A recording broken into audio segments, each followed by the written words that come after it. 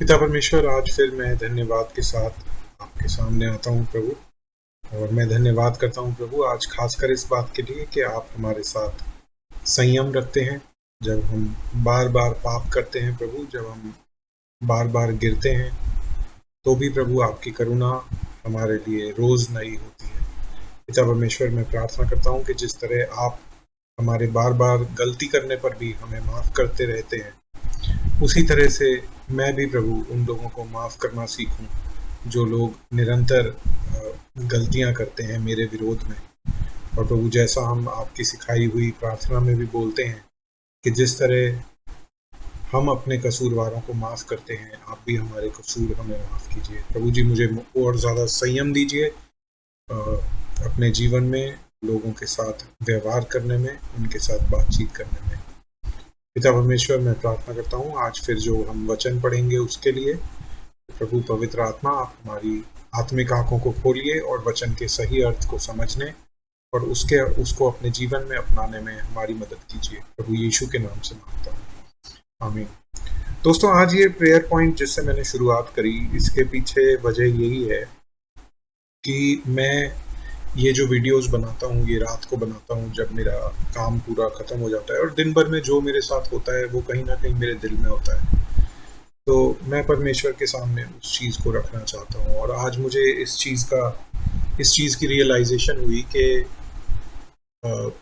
कुछ लोग हैं ऐसे मेरे साथ जो काम करते हैं कि जिनके व्यवहार को, जिनको देख के शायद मेरा संयम, मुझे लगता है कि मैं इनके साथ अब और संयम नहीं दिखा सकता, इनकी गलतियों को और ज़्यादा माफ़ नहीं कर सकता। लेकिन फिर मुझे ये याद आता है कि प्रभु भी तो मेरी गलतियों को रोज़ माफ़ करते हैं।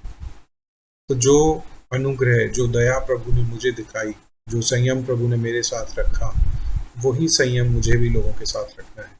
साथ ही मैं ये प्रार्थना करता रहता हूँ कि प्रभु, जिन लोगों को आप नहीं चाहते कि वो मेरे साथ जुड़े रहें, उन्हें आप अपने आप ऐसी परिस्थिति बनाइए कि वो लोग अपने आप अलग हो जाएं, और जो सही लोग हैं वो प्रभु मेरे साथ जुड़े रहें। तो इस वजह से मैंने इस तरह से प्रार्थना में शुरुआत करी, और मैं सोचता हूँ ये हमारे लिए एक बहुत प्रिविलेज की बात है कि मसीह होने के नाते हमारे साथ दिन में जो भी कुछ घटनाएं होती हैं उन सबको हम प्रभु के सामने रख सकते हैं, और अपने विश्वासी भाई बहनों से भी बोल सकते हैं कि उन विषयों के लिए वो प्रार्थना करें।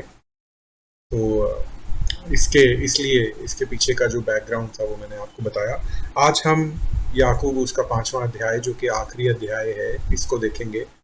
और आइए हम सीधा वचन में चलते हैं। वचन इस तरह से बोलता है कि हे धनवान, सुन तो लो, तुम अपने आने वाले कलेशों पर चिल्ला चिल्ला कर रो। तुम्हारा धन बिगड़ गया और तुम्हारे वस्त्र को कीड़े खा गए। तुम्हारे सोने चांदी में कोई लग गई है और कोई तुम पर गवाही देगी। काई तुम पर गवाही देगी, माफ कीजिएगा, काई है। मैं वही सोच रहा था कि कोई तो कुछ मतलब नहीं बना। तो तुम्हारे जो तुमने सोना चांदी इकट्ठा कर रखा था उस पर काई लग गई है, और काई तुम पर गवाही देगी, और आग के समान तुम्हारा मांस खा जाएगी। तुमने अंतिम युग में धन बटोरा है। अब यहाँ पे अभी तक हमें ये नहीं पता लगा कि याकूब धनवान लोगों को ऐसा क्यों बोल रहा है।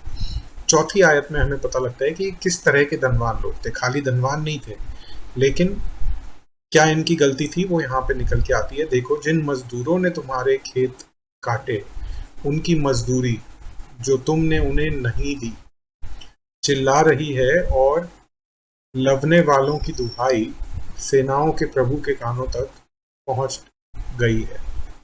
तो इनकी गलती ये नहीं थी कि ये अमीर थे। इनकी गलती ये थी कि जो इन्होंने धन इकट्ठा करा अमीर बनने के लिए, वो गलत तरीकों से इकट्ठा किया था। दूसरों का हक मार के इन्होंने वो धन इकट्ठा किया था। तुम पृथ्वी पर भोग विलास में लगे रहे और बड़ा ही सुख होगा। तुमने इस वध के दिन के लिए अपने हृदय का पालन पोषण करके मोटा ताजा किया। तुमने धर्मी को दोषी ठहराकर मार डाला, और वह तुम्हारा सामना नहीं करता।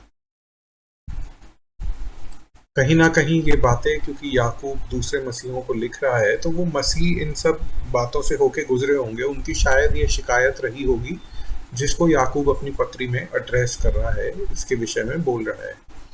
ये ना, याकूब ने ये चीज़ें देखी होंगी होते हुए। इसीलिए वो इन बातों के बारे में बोल रहा है। इसलिए हे भाइयों, प्रभु के आगमन तक धीरज धरो। जैसे किसान पृथ्वी के बहुमूल्य फल की आशा रखता हुआ प्रथम और अंतिम वर्षा होने तक धीरज धरता है, तुम भी धीरज धरो और अपने हृदय को दृढ़ करो, क्योंकि प्रभु का आगमन निकट है।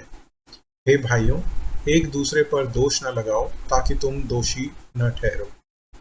जब हम एक दूसरे पे दोष नहीं लगाते तो हम पे भी दोष नहीं लगता। अगर हम दूसरे को बोलते हैं कि तू तो लालची है, तो फिर शायद हम भी जांचे जाएंगे कि क्या हम लालची हैं या नहीं। देखो, न्यायाधीश द्वार पर खड़ा है। हे भाइयों, जिन भविष्यवक्ताओं ने प्रभु के नाम से बातें की, उन्हें दुख उठाने और धीरज धरने का एक आदर्श समझो। देखो, हम धीरज धरने वालों को धन्य कहते हैं। तुमने अय्यूब के धीरज के विषय में तो सुना ही है, और प्रभु की ओर से जो उसका प्रतिफल हुआ उसे भी जान लिया है, जिससे प्रभु की अत्यंत करुणा और दया प्रकट होती है। मतलब जो उसके साथ आखिर में हुआ अय्यूब के साथ, उससे हमें पता लग जाता है कि प्रभु ने किस तरह से उस पर आखिर में करुणा दिखाई। पर हे मेरे भाइयों, सबसे श्रेष्ठ बात यह है कि शपथ न खाना, न स्वर्ग की, न पृथ्वी की, न किसी और वस्तु की, पर तुम्हारी बातचीत हाँ की हाँ और ना की ना हो, कि तुम दंड के योग्य न ठहरो। ये सेम बात शपथ न खाने की प्रभु यीशु मसीह ने भी हमें सिखाई है मती 5:34 में, मती रचित सुसमाचार में। ठीक है, इसके बाद एक इम्पॉर्टेंट विषय के बारे में याकूब बात करता है, जो कि बीमार लोगों के लिए है। याकूब इस तरह से बोलता है, यदि तुम में से कोई दुखी हो तो वह प्रार्थना करे, यदि आनंदित हो तो वह स्तुति के भजन गाए। यदि तुम में से कोई रोगी हो तो कलीसिया के प्राचीनों को बुलाए, और वे प्रभु के नाम से उस पर तेल मलकर उसके लिए प्रार्थना करें। और विश्वास की प्रार्थना के द्वारा रोगी बच जाएगा और प्रभु उसको उठाकर खड़ा करेगा।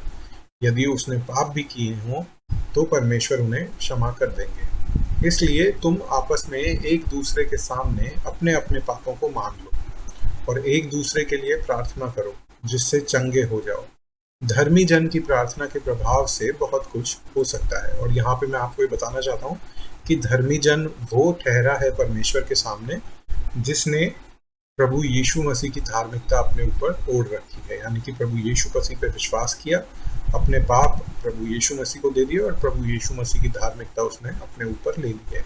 तो हर विश्वासी धर्मी जन है। हम ऐसा नहीं कह सकते कि मेरी प्रार्थना कबूल नहीं होगी क्योंकि मैं तो पापी हूँ। अगर आप विश्वासी हो तो प्रभु अब आपके पाप को ना देख के प्रभु यीशु मसीह की धार्मिकता जो आपके ऊपर उनके विश्वास करने से आई है, उसको प्रभु देखेंगे। ठीक है ना, ये सुसमाचार का मतलब सार है, कोर है ये सुसमाचार का।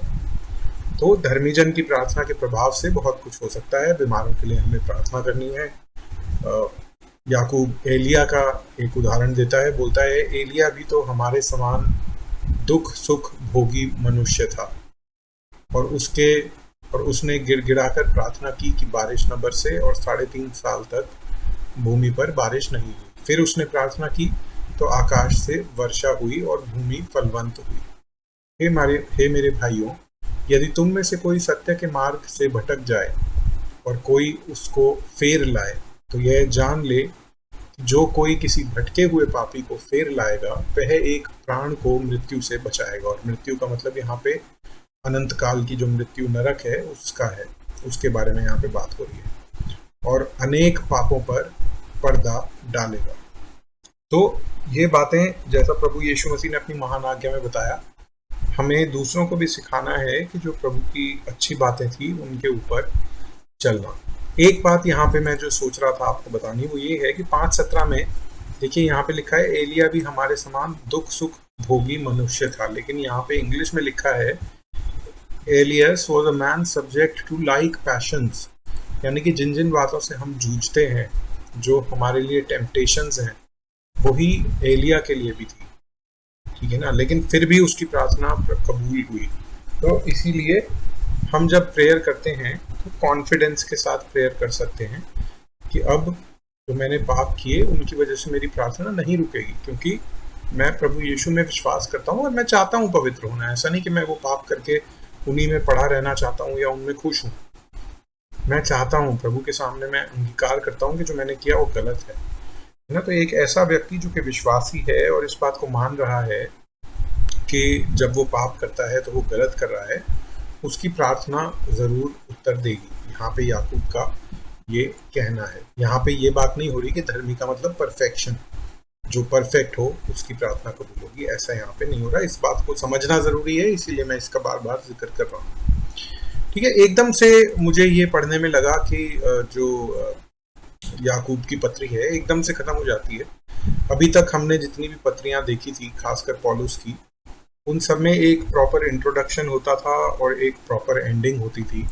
यहाँ पे थोड़ी सी ग्रीटिंग है, लेकिन फिर भी एंडिंग जिसे है, जैसे कहेंगे कि एकदम अब्रप्ट एंडिंग है, एकदम से पत्री खत्म हो जाती है। तो मेरे को लगा मैं इंटरनेट पे सर्च करूं कि क्या इसका कुछ हिस्सा मिसिंग है, कि इनकम्प्लीट है, तो ऐसा कुछ उसमें पता नहीं लगा।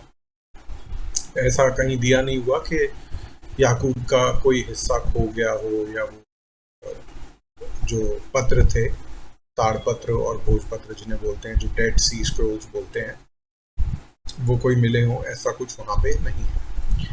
ठीक है, तो दोस्तों हमने जेम्स यानी कि याकूब भी पूरा कर लिया है, और जेकब को भी याकूब बोला जाता है, जेम्स को भी हिंदी में याकूब बोला जाता है। इसके पीछे वजह ये है कि इनका जो ओरिजिनल भाषा में नाम है वो सेम है। तो अगले सेशन में हम पहला पत्रस शुरू करेंगे, पीटर का लिखा हुआ लेटर। और आइए हम प्रार्थना में अंत करते हैं। पिता परमेश्वर, हम एक बार फिर धन्यवाद करते हैं वचन के लिए।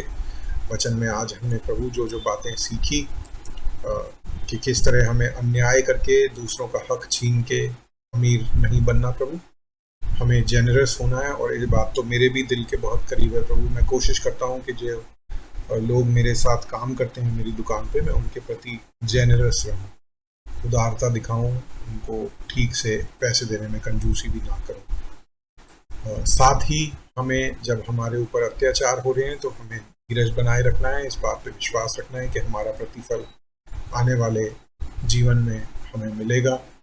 और प्रभु आप सब कुछ देख रहे हैं, इस बात पे भी हम विश्वास रखते हैं। साथ ही प्रभु, हम जब प्रार्थना करते हैं तो विश्वास से प्रार्थना करें। जो बीमार हैं उनके लिए भी हम प्रार्थना कर सकते हैं, और कलीसिया के प्राचीनों को बुला के तेल मल के भी उनके लिए प्रार्थना करी जा सकती है। और जैसा आपका वचन बोलता है, वादा करता है एक तरह से, कि अगर कोई उनके पाप हैं तो वो भी क्षमा कर दिए जाएंगे प्राचीनों की या अगुओं की प्रेयर के द्वारा। तो हम धन्यवाद करते हैं प्रभु इन सारे वादों के लिए, इन सारी बातों के लिए, और इन बातों को हम याद रखने वाले हों, अपने जीवनों में अपनाने वाले हो सकें। दूसरे जो हमारे भाई हैं उनको भी हम सत्य के मार्ग पर वापस लाने वाले हो। धन्यवाद के साथ प्रभु ये प्रार्थना प्रभु यीशु मसीह के नाम से